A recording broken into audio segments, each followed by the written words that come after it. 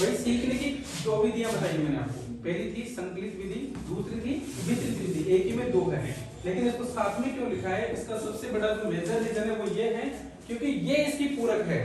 पूरक मतलब जानते हो? आधारित होना, कि ये इस पे टिकी हुई है। दूसरी है पूर्ण व आंशिक विधि।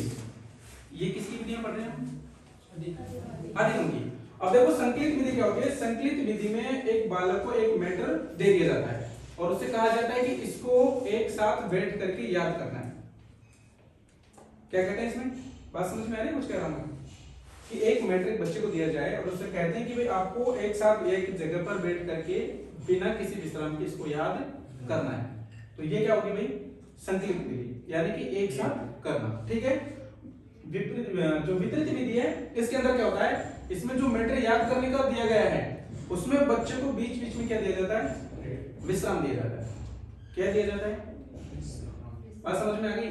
अरे भाई आपसे कहा जाए कि आपको सवाई माधोपुर से स्टार्ट आना और सीधा जयपुर जाना है।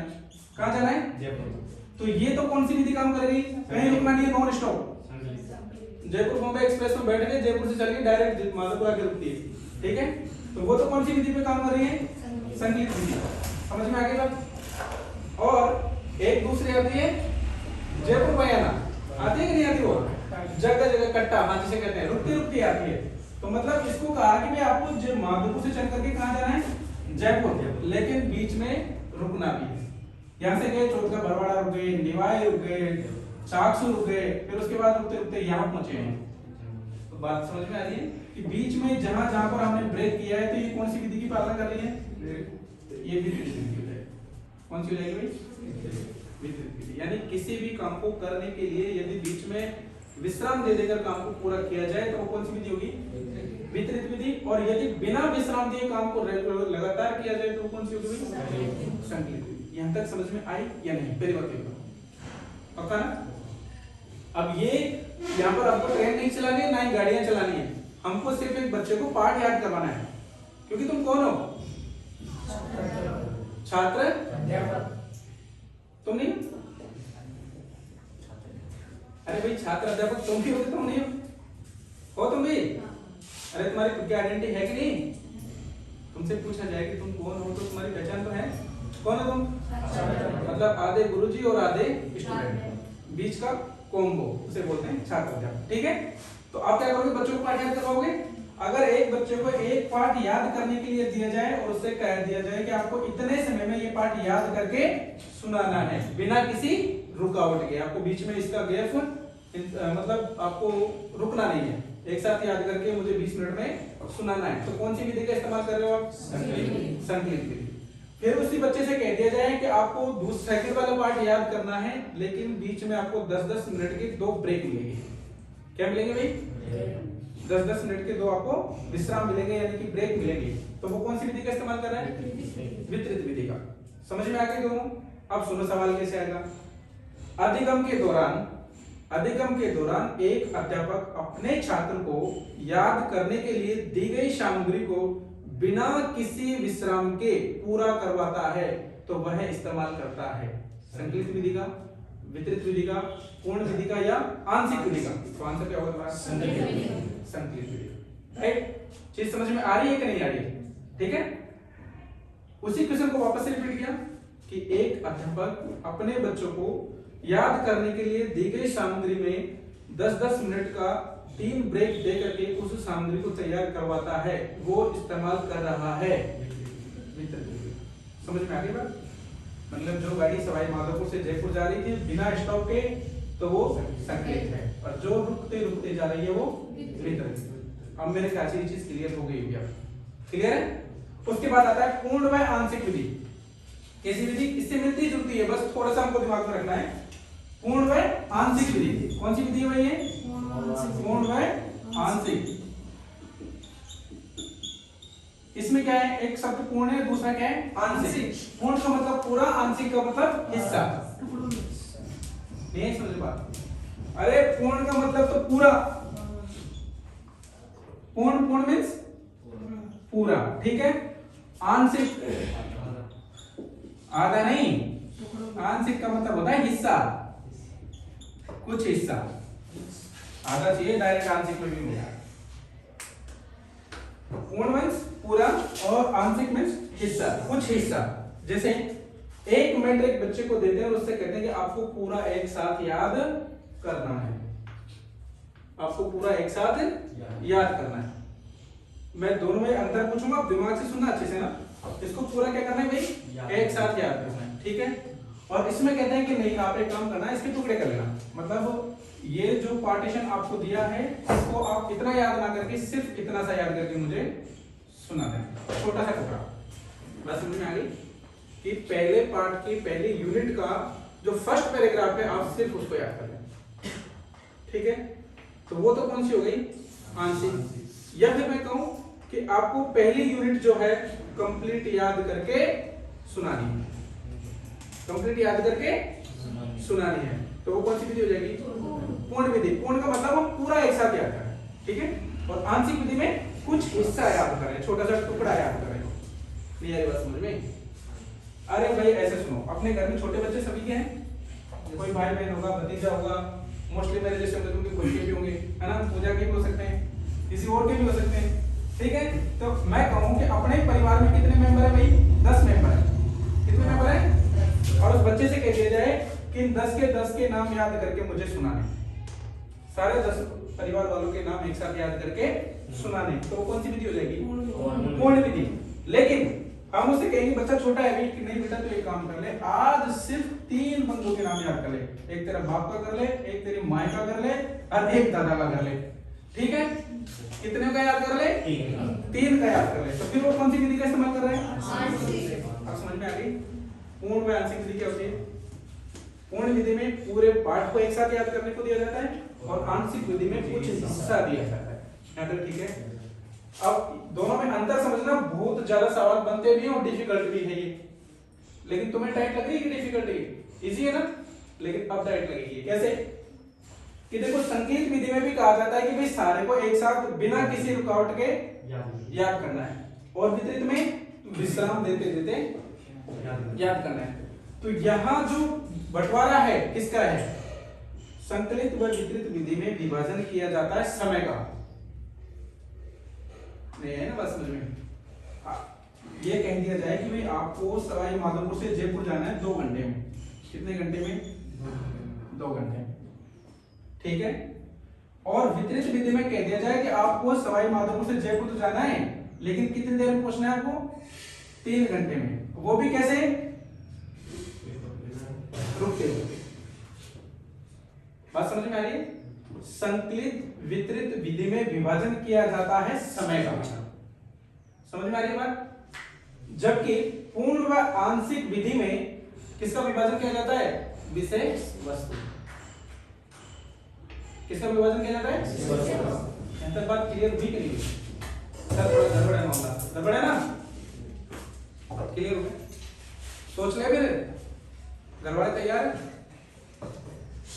समझ में क्या। आपको आपका नाम क्या है, मौसम, आपका सुमन, तुम्हारा तो मैं जानता हूँ पहले से, लेकिन भूल गया मैं, फिर से बता, लक्ष्मी, ओके। देखो संकलित और वितरित विधि ज्यादा बड़ी बात नहीं है, छोटी सी कहानी है, इसमें कुछ नहीं है। इसमें यह कहता है कि भाई आपको 1 घंटे में एक पाठ याद करना है, और इसमें कहता है कि आपको 1.5 घंटे में पाठ याद करना है, और 10-10 मिनट के 3 ब्रेक ले लेने हैं, 10-10 मिनट के 3 ब्रेक ले लेने, यानी कि 30 मिनट का ब्रेक हो गया, तो 1 घंटे का पढ़ना है। तो इसमें जो विभाजन करते हैं वो किसका विभाजन करते हैं, समय का। और पूर्ण व आंशिक विधि में जो विभाजन करते हैं किसका, विषय का। बात समझ में आ गई। इनको समझने की सिर्फ इतना ही कहानी है कि इसमें समय का विभाजन होगा और इसमें विषय वस्तु का, क्योंकि ये भी पूरा करने की बात कर रहा है और ये भी हिस्से की बात कर रहा है, बात तो कर रहे हैं, और ये भी पूरा याद तो करवा रहे हैं, लेकिन कैसे, बिना किसी रुकावट के। और इसमें भी क्या करवा रहे हैं, याद तो करवा रहे हैं, लेकिन बीच में आराम दे देकर, कोई जल्दीबाजी नहीं, आराम से कर ले 3 महीने, है ना। भाई ठेका तो दे दिया, इसने तो कहा मुझे 1 महीने मकान कंप्लीट चाहिए पूरा, ठीक है। ये कहता है भाई साहब कोई जल्दीबाजी नहीं है, पैसे मेरे पास अभी नहीं है, 2 साल में पैसे दूंगा, तो आराम से पूरा कर इसको दे दे। तो वो हमारा बाप है, फिर वो 4 साल में पूरा करेगा इसको। ठेकेदार जो होते हैं आधा पल्ला करके उड़ जाएगा, लेकिन पूरा नहीं करेगा, वो अधूरा अधूरा छोड़ता जाएगा। बात समझ में आ गई। तो इसमें जो विभाजन होगा किसका, समय का, और इसमें जो विभाजन होगा किसका, यहाँ तक बात क्लियर है भाई? यहाँ तक कोई दिक्कत तो नहीं है? पक्का ना? लिखवा दूं? लिखो भाई।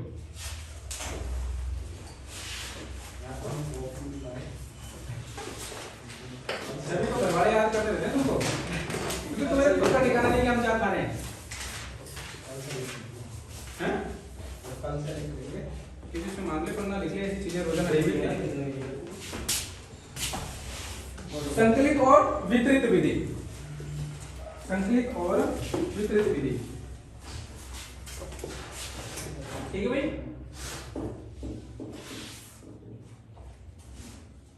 संकलित और वितरित विधि, अरे समझ में तो आ गई ना भाई तुमको, है ना? इसमें लिखो, जब छात्रों को छात्र तो सिंगल हो जाएगा, छात्रों को करो। जब छात्रों को लगातार बैठकर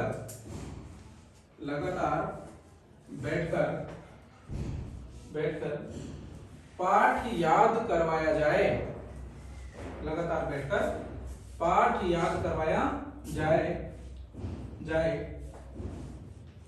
तब उसे कौन सी विधि कहेंगे भाई? संकलित विधि कहेंगे। तब उसे संकलित विधि कहते हैं, संकलित विधि कहते हैं। संकलित लिखा हुआ है कहीं? संकलित विधि कहते हैं। और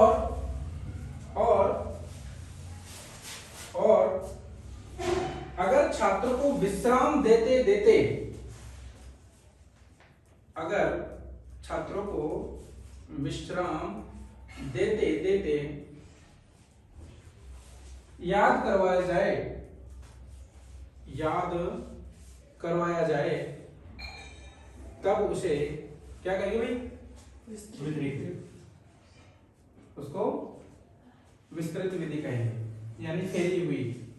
संकलित का मतलब इकट्ठा एक साथ करवा रहे हैं, और विस्तृत का मतलब है फैली हुई, धीरे धीरे करवा रहे हैं, ठीक है? विस्तृत विधि, ठीक है? नेक्स्ट हेडिंग लगाओ, पूर्ण व आंशिक विधि। एक साथ इसीलिए लिखना है ताकि इन दोनों को सिमिलरिटी को आप पहचान सके, इसमें अंतर क्या है। पूर्ण व आंशिक विधि, पूर्ण व आंशिक विधि। पूर्ण व आंशिक में याद की जाने वाली वस्तु, पूर्ण व आंशिक में याद की जाने वाली सामग्री, याद की जाने वाली सामग्री का विभाजन होता है, सामग्री का विभाजन होता है, सामग्री का विभाजन होता है। जबकि संकलित व वितरित विधि में, संकलित व वितरित विधि में किसका विभाजन होता है भाई? समय का विभाजन होता है। वेरी गुड, समय का विभाजन होता है। संकलित व वितरित विधि में समय का विभाजन होता है। इस विधि का उपयोग पाठ को याद करवाने के अतिरिक्त, इस विधि का उपयोग पाठ को याद करवाने के अतिरिक्त विद्यालय की समय सारणी